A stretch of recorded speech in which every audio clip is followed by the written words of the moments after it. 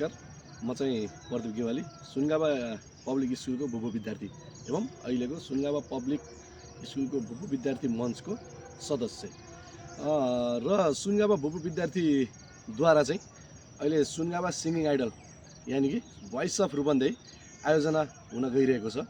त्यसको लागि चाहिँ हाम्रो यो रूपन्देही जिल्लाकै सम्पूर्ण स्कुलहरूका विद्यार्थी भाइ बहिनीहरूमा लुकेका गायन प्रतिभालाई चाहिँ अगाडि ल्याएर उनीहरूको उज्जवल भविष्यको कामना गर्दै चाहिँ हामीले यो सुनगाबा सिङ्गिङ आइडल आयोजना गर्दैछौँ।